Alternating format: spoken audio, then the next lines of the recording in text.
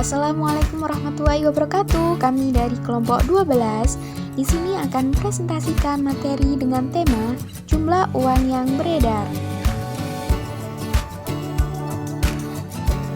Kami dari kelompok 12 yang beranggotakan Irza Andika dengan NIM 12401193015, Emma Cepriani Lamsari dengan NIM 12401193028, dan Siti Nurhaliza dengan NIM 12401193043. Adapun subtema yang akan kami bahas diantaranya yang pertama definisi jumlah uang yang beredar, yang kedua jenis-jenis uang yang beredar, yang ketiga mekanisme penciptaan uang, yang keempat faktor-faktor yang mempengaruhi jumlah uang yang beredar, dan yang kelima pendekatan perhitungan jumlah uang. Selamat menyaksikan. Yang pertama adalah definisi uang yang beredar. Menurut Hubbard, uang beredar adalah the total quantity of money in the economy. Jika diartikan secara bebas, maka uang beredar adalah jumlah atau keseluruhan uang dalam suatu perekonomian. Pada awalnya yang dimaksud dengan uang beredar adalah jumlah uang yang dikeluarkan dan diedarkan oleh otoritas moneter, yaitu uang kartal saja. Pada medio abad ke-19, di mana bank umum atau bank komersial baru pada tahap perkembangannya, simpanan dalam bentuk rekening giro atau uang giral belum dikenal oleh masyarakat. Pada pertengahan abad ke-20, kegiatan bank umum semakin berkembang, yang diikuti oleh perkembangannya kegiatan ekonomi yang ditandai oleh semakin banyak masyarakat memanfaatkan jasa-jasa bank umum. Berikutnya, jenis-jenis uang. Jenis-jenis uang beredar terdapat dua, yaitu uang beredar dalam arti sempit dan uang beredar dalam arti luas. M1 atau uang beredar dalam arti sempit didefinisikan sebagai kewajiban sistem moneter terhadap sektor swasta domestik yang terdiri dari uang kartal dan giral. Uang kartal terdiri dari uang kertas dan uang logam, sedangkan uang giral merupakan simpanan milik sektor swasta domestik di bank pencipta uang giral yang setiap saat dapat ditarik untuk dikeluarkan dengan uang kartal.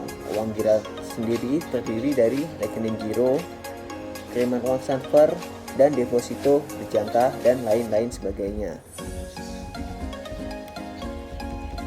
Yang kedua yaitu uang beredar dalam arti luas atau M2, didefinisikan sebagai kewajiban moneter terhadap sektor domestik yang terdiri dari uang kartal atau C, uang giral atau D, dan uang kuansi atau T. Dengan kata lain, M2 sama dengan M1 plus uang kuansi. Dari uraian di atas dapat dikatakan bahwa jumlah uang beredar mencakup semua mata uang kertas dan uang logam yang beredar di masyarakat luar seperti simpanan atau kas, lembaga-lembaga keuangan, dan pemerintah, dan rekening giro pada lembaga deposit, yaitu bank umum yang dimiliki oleh perusahaan. Baik, saya Emma Cepriani Lamsari, NIM 028 akan membahas materi yang selanjutnya, yaitu tentang mekanisme penciptaan uang. Pelaku mekanisme penciptaan uang itu terdiri dari tiga, yaitu otoritas moneter, bank umum, dan juga masyarakat. Ketiga pelaku tersebut saling berinteraksi, di mana masyarakat itu akan melakukan permintaan terhadap uang, sedangkan bank umum dan juga otoritas moneter akan melakukan penawaran uang berdasarkan permintaan dari masyarakat.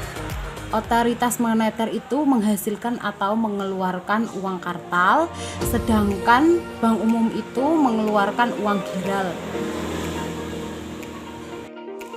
Sedangkan uang primer itu terdiri dari dua. Yang pertama adalah uang kartal atau uang yang dipegang oleh masyarakat sehari-hari yang digunakan untuk transaksi sehari-hari. Dan yang kedua adalah simpanan giro milik bank umum yang disimpan di Bank Indonesia. Nah, untuk melihat hubungan antara MO, M1 dan juga M2 serta neraca otoritas moneter, kita bisa melihat diagramnya dan juga tabelnya di atas ya. Nggak kelihatan. Pokoknya di sini ya, dari gambar 1 dapat dijelaskan bahwa MO terdiri dari dua komponen utama. yaitu uang kertas dan uang logam yang diedarkan atau currency, ditambah saldo giro perbankan pada Bank Indonesia, termasuk di dalamnya ada giro wajib minimum, yang jumlahnya ini merupakan persentase tertentu atas dana pihak ketiga atau DPK. Sedangkan pada gambar 2 kita bisa melihat di sisi aktiva dan juga pasifanya. Pada sisi pasiva itu kewajiban.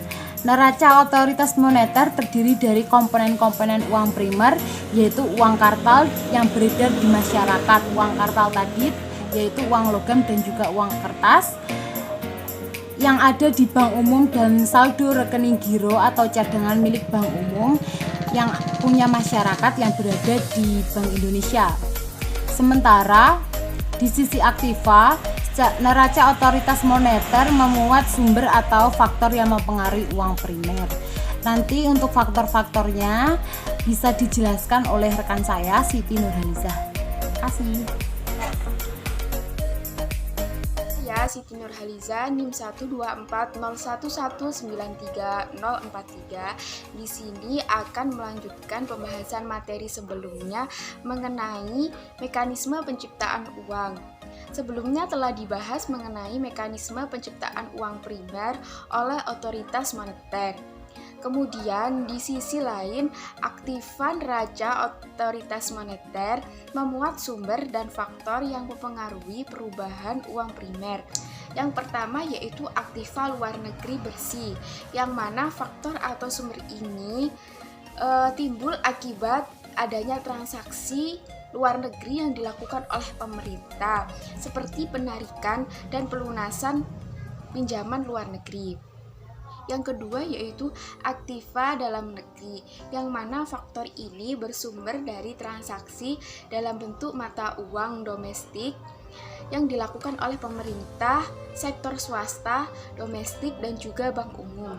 Yang ketiga yaitu aktiva lainnya bersih, yang mana faktor ini itu merupakan pos yang disediakan untuk menampung pos-pos yang tidak masuk ke dalam kelompok 1 dan kedua tadi. Selanjutnya yaitu yang kedua, mekanisme penciptaan uang oleh bank umum. Jadi, bank umum ini memiliki kedudukan khusus dalam sistem moneter, yang mana ia memiliki kemampuan dalam menciptakan uang dalam bentuk uang giral dan uang kuansi. Penciptaan uang giral dan uang kuansi ini dapat melalui berbagai cara, misalnya dalam proses substitusi, proses transformasi, dan pemberian kredit. Selanjutnya mengenai faktor-faktor yang mempengaruhi jumlah uang beredar. Ada dua faktor yang mempengaruhi jumlah uang beredar. Yang pertama, faktor-faktor yang mempengaruhi angka penggandaan uang, seperti biaya penggunaan uang giral, keamanan dan kenyamanan, kemajuan pelayanan bank, ketentuan otoritas moneter, dan keperluan bank akan likuiditas jangka pendek. Yang kedua yaitu faktor-faktor yang mempengaruhi uang primer, yang mana berkaitan dengan keperluan transaksi oleh pemerintah yang tercermin oleh pos-pos NOM, baik di sisi penggunaan uang primer maupun faktor yang mempengaruhi uang primer. Adapun materi selanjutnya yakni mengenai pendekatan perhitungan jumlah uang beredar, yang mana ada dua pendekatan yang digunakan untuk menghitung jumlah uang beredar. Yang pertama yaitu pendekatan transaksi. Dalam pendekatan ini yang dihitung adalah jumlah uang yang dibutuhkan untuk keperluan transaksi. Yang kedua yaitu pendekatan likuiditas, yang mana pendekatan ini jumlah uang didefinisikan sebagai jumlah uang yang dibutuhkan untuk keperluan transaksi ditambah dengan uang kuansi.